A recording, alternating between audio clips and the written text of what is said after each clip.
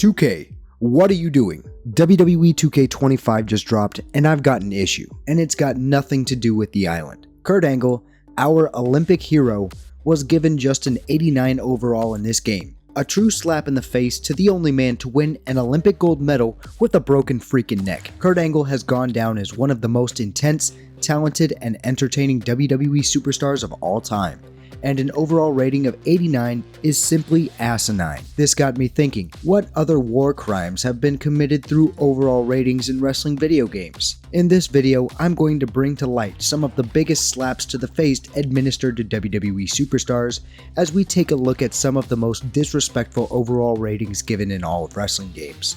Disclaimer: this list is for fun. Overall ratings in video games don't actually matter.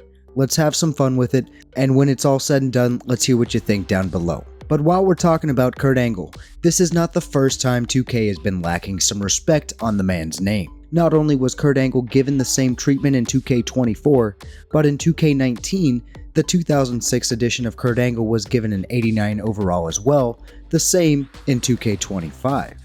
Now this is wild to me because, for one, he was actually the highest rated superstar in SmackDown vs. Raw 2007, which is largely reflective of 2006 and late 2005. Granted, these are two different companies in two different games, but I still don't understand the disconnect there by any means. In addition, 2K20 would rate the 2001 Kurt Angle at just an 86 overall. During this time, Kurt Angle was a former WWF champion, losing it that year to The Rock, and largely involved in the Invasion storyline, acting as one of the captains for Team WWF, so giving him the rating of a capable mid-carder is a head-scratcher to say the least. These are not the only instances of ratings being off for a year-specific superstar, as both the 1998 and 2001 Kanes were rated at an 87 in WWE 2K19 and 2K16 respectively, which is not high enough to capture the absolute menace the Big Red Machine was at this time. Kane would win the WWF Championship in 1997 and go on a dominant streak of brutality alongside The Undertaker in 2001.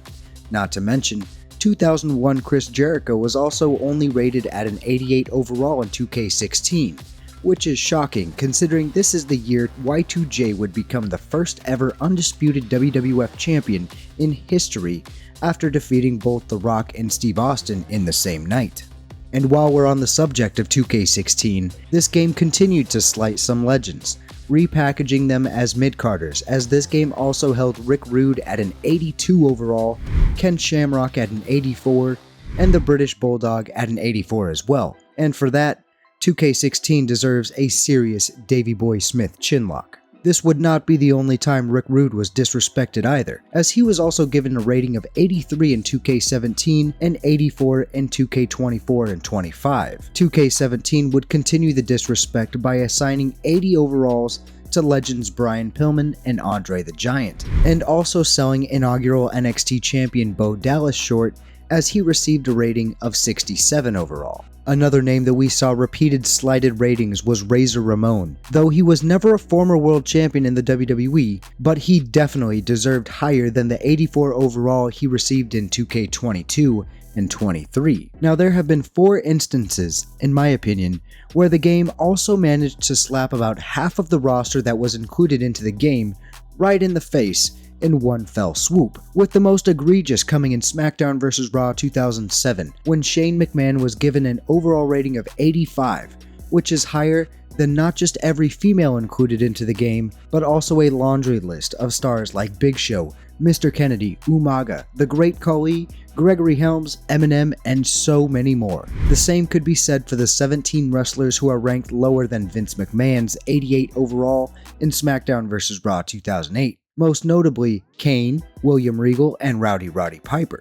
2K22 had Machine Gun Kelly rated at an 80 overall, and while I understand some measures have to be taken to give people reason to play as the celebrity that had a large hand in determining the music featured in the game, to rank him higher than legitimate wrestlers is just comical. The final game to apply this blanket of disrespect is 2K24 with the release of Pat McAfee and his boys. A massive list of 70 playable, legitimate wrestlers are ranked below AJ Hawk and Darius Butler's ratings of 78, with the most notable of names being Austin Theory, Baron Corbin, Pete Dunne, Grayson Waller, Ludwig Kaiser, and Robert Roode. 2K22 also lowballed a few other wrestlers. Kaylee Ray, now known as Alba Fire, was coming off of a dominant tenure on NXT UK, but was left at 81 overall. Sami Zayn, the phenomenal in-ring worker and one of the few who carried the mid-card scene for quite a while around this time, was only rated at a measly 80 overall. While the 2K series has long received critical reviews, I would say the rosters have become pretty accurate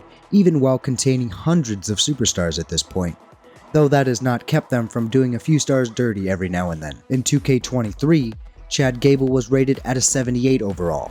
While he was not winning many significant matches at all yet, and was still pushed as more of a comedy act, his in-ring talent has never been in question, and that should have been reflected in a more respectable overall rating. In addition, Trick Williams is another case of his overall rating getting penalized, as his character still had some evolving to do. Trick Williams may not have the amateur wrestling background Chad Gable had, but it was clear Trick was going to be special since he began making appearances on NXT, and a 73 overall rating was just too low here. Chad Gable would continue to see disrespect in 2K25, as Kurt Angle was not the only one who was slighted by an overall rating in this game. Chad Gable may not have won the Intercontinental Championship this past year, but again, his in-ring work yields more than just an 80 overall. Montez Ford at 78 is pretty wild to me as well.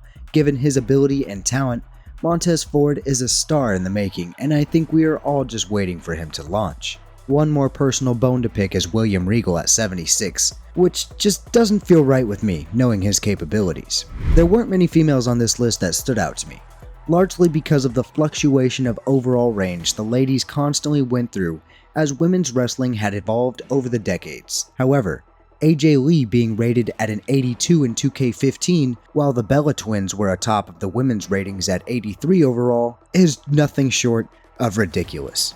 AJ Lee was the backbone of the Divas competition at this time and should have been commemorated properly.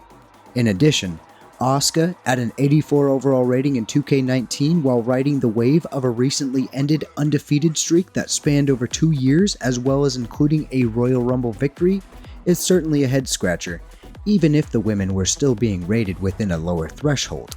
Coming up short at WrestleMania could not disregard the damage the Empress of Tomorrow dealt to the WWE women's locker room at this time, and an 84 overall rating just didn't cut it.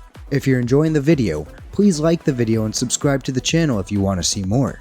This video is 100% subjective, and I want to hear the stars you think didn't receive the recognition they deserved, so let me know in the comments below. Overall ratings in the main title series of WWE games came to play in Here Comes the Pain, and this game was not void of a few disrespectful ratings in its own regard. Ultimo Dragon, a true legend of the wrestling industry, was only given an overall rating of 70. Even with a brief tenure with the company, Ultimo Dragon's resume spoke for itself, and garnered something more competitive for the talented superstar. Not to mention, Christian was also given an overall rating of 69, which, while nice, I'm not sure if Christian ever deserved that low of a rating during his time on television, if you ask me. The SmackDown vs. Raw title series sported a much smaller roster than the 2K games, so there were much less opportunities for egregious ratings. However, that doesn't mean the SmackDown vs. Raw title series had a squeaky clean track record either, as it's had its share of shortcomings too. As previously mentioned with SmackDown vs. Raw 2007 and 2008, we also would see Eddie Guerrero, coming off of his first WWE Championship reign, couldn't even crack an overall rating of 90, as he was placed at an overall rating of 88 in the original SmackDown vs. Raw, which is just simply inaccurate given that he was viewed as one of the best competitors in the industry at this time. JBL, the man who would unseat Eddie, would only receive an overall rating of 84, which is just as disrespectful to Eddie as it is to JBL, in all honesty. Inaugural Money in the Bank winner Edge would only receive an overall rating of 84 in SmackDown vs. Raw 2006, despite being set up for a world title run,